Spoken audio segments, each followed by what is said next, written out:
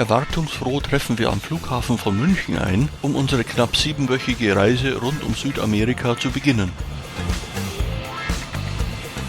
Unsere Iberia-Maschine steht schon auf der Startbahn bereit, um uns in einem ersten Schritt nach Madrid zu transportieren.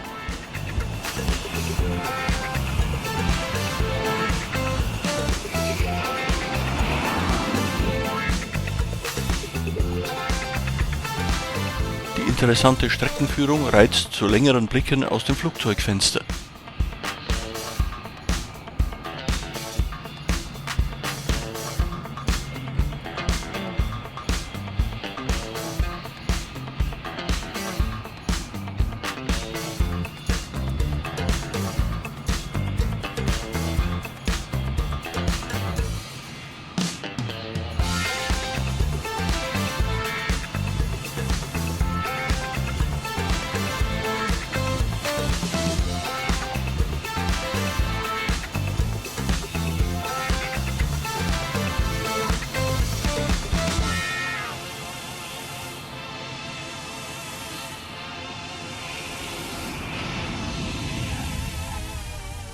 Ganz bewusst haben wir uns für einen etwas längeren Stopover in der spanischen Hauptstadt entschieden, um dem sehenswerten Stadtzentrum zumindest einen kurzen Besuch abstatten zu können.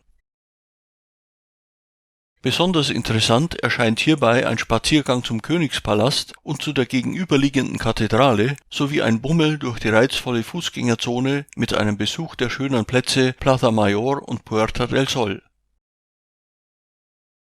Unser erstes Ziel ist der noch wunderschön von der noch winterlichen Nachmittagssonne beleuchtete Palacio Real, die offizielle Residenz des spanischen Königshauses.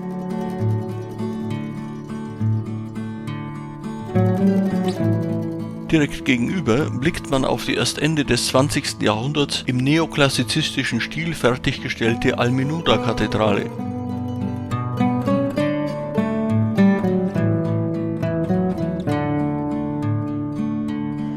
Weiter geht es zur Plaza Mayor, einem wunderschönen Gebäudeensemble im Herzen der Innenstadt.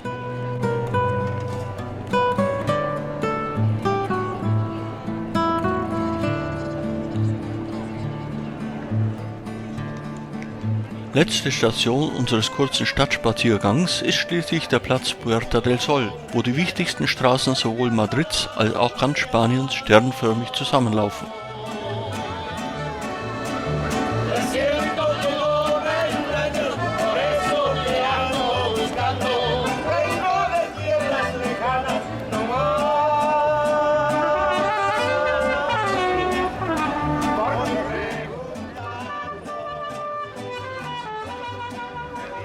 Der nahende Sonnenuntergang erinnert uns schließlich daran, dass es nun Zeit wird, zum Flughafen zurückzukehren, denn schließlich wartet noch ein langer Nachtflug auf uns.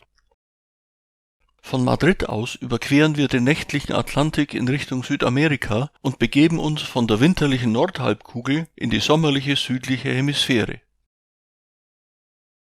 Nach einer Zwischenlandung in São Paulo erreichen wir am frühen Nachmittag des Folgetages unseren ersten Zielort Foz de Iguaçu, der noch auf brasilianischer Seite genau im Dreiländereck von Brasilien, Argentinien und Paraguay liegt.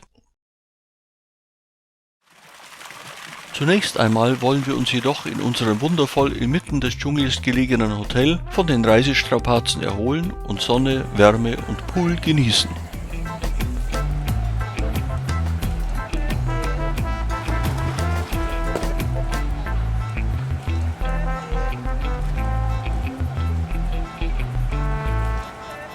Die reizvolle Lage des Hotels lockt uns allerdings schon bald zu ersten Erkundungsgängen aus unseren Stühlen.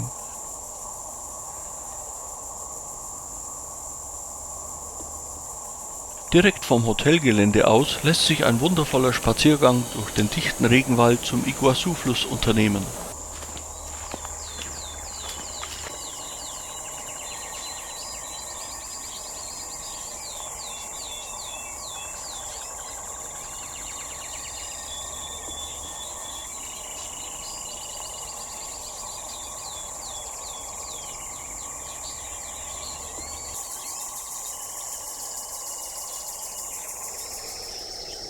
Nun haben wir den Fluss erreicht, dem es an dieser Stelle nicht anzumerken ist, dass er sich seinen Weg nur wenige Kilometer stromaufwärts durch einen der mächtigsten Wasserfälle der Welt gebahnt hat.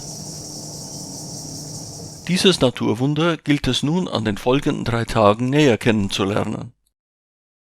Bevor der Rio Iguazu, der in seinem Unterlauf gleichzeitig die Grenze zwischen Brasilien und Argentinien markiert, nach über 1300 Kilometern den Rio Paraná erreicht, stürzt er sich in den spektakulären Iguazu-Wasserfällen donnernd in die Tiefe.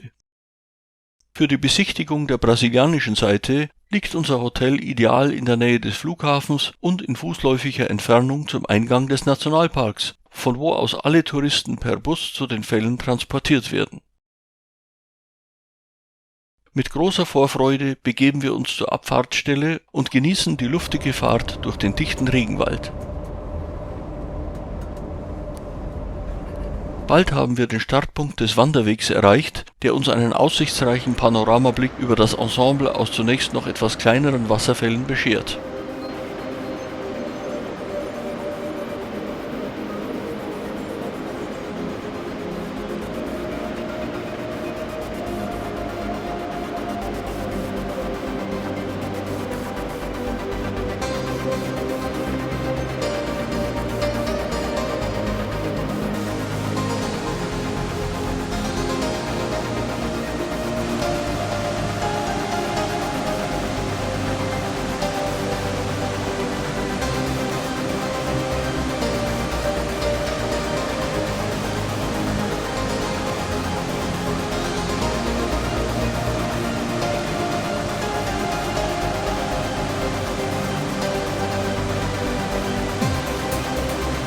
Allmählich öffnet sich der Blick auf den sogenannten Teufelsschlund, eine U-förmige, 150 Meter breite und 700 Meter lange Schlucht.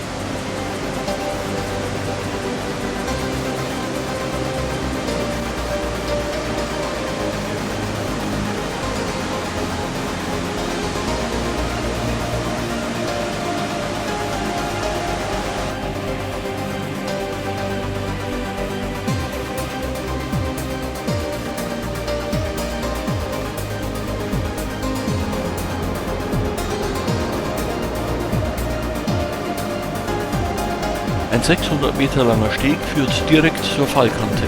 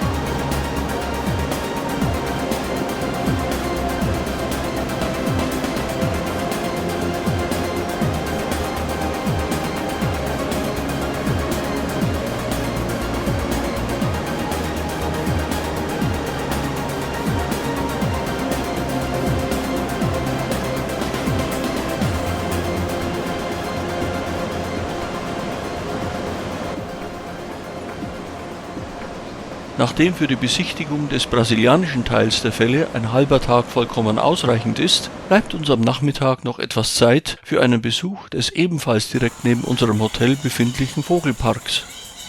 Der Rundweg begeistert uns vor allem aufgrund der perfekt in die Natur integrierten Gestaltung der Anlage.